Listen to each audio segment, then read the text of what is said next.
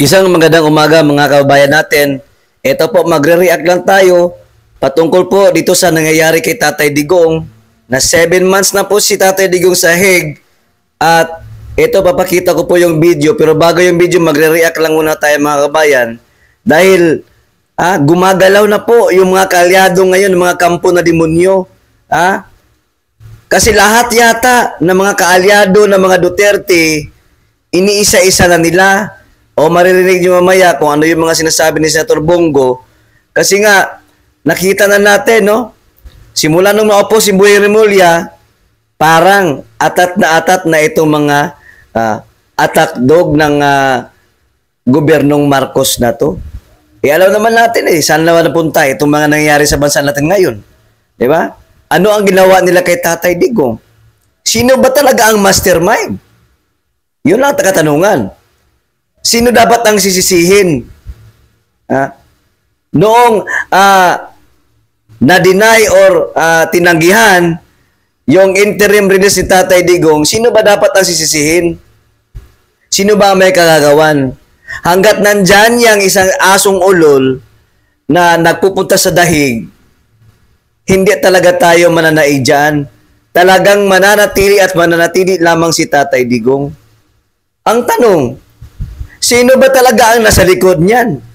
Sino ang nag-utos at nagpapunta yung sundalong kanin diyan sa Hague? Kasi naman, itong mama na to, talunan no?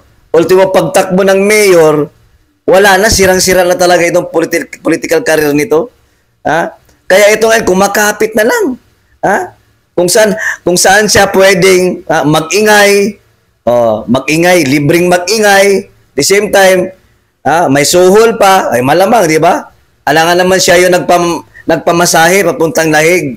O magkano bang pamasahe dyan? Di ba? Business class pa, siguro. Kaya, tuloy-tuloy lang po yung pakikipaglaban natin kay Tatay Digong, yung pagdadasal. Ito po, pakita po natin sa inyo, kung gaano po nasasaktan itong si Senator Bongo sa nangyayari ngayon sa bansang Pilipinas natin at kay Tatay Digong. Kasi batid niya, iniisa-isa na daw sila.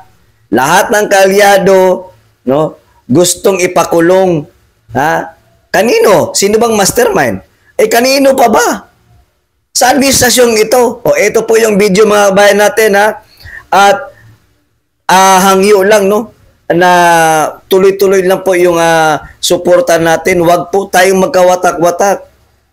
Kailangan po natin ng solidong pagkakaisa mga kababayan para labanan itong mga abusadong mga nakaluklok sa mga posisyon nila ngayon sa gobyernong Bongbong Marcos. Ito po yung video mga kababayan Kahit kukunti lang kami, paglalaban po namin si Tatay Digong dahil alam namin na ginawa lang po niyang kanyang trabaho. Tulungan po tayo at huwag niyo po kaming pabayaan sa labang ito. Talagang ginugulo po nila. Ginugulo nila ang lahat. Ginugulo nila at isa-isang sinisiraan, isa-isang divert nila ang totoong issue. Alam naman natin sino yung mga buhaya. Alam naman natin sino yung mga buhaya. Dapat malaman yung mastermind talaga at mapanagot yung mastermind.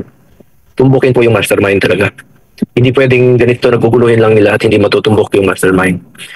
Maraming salamat po muli sa mga Duterte supporters. Ingat po kayo. Salamat sa pagmamahal kay Tatay Digong. Salamat sa inyong suporta. Mahal na mahal po namin kayo. Thank you po. Mabuhay po kayo, Senator Bongo. At maraming salamat po sa inyong malasakit at serbisyo. Balita ko po, kayong dalawa po ni VP Inday Sara ang mga first respondents nung nagkaroon ng earthquake sa Cebu at dyan po sa Davao Oriental. Kayo din po ni VP Inday Sara ang mga first respondents. Iba talaga ang mga lumaki sa mga Duterte. Iba talaga ang lumaki kay PRRD.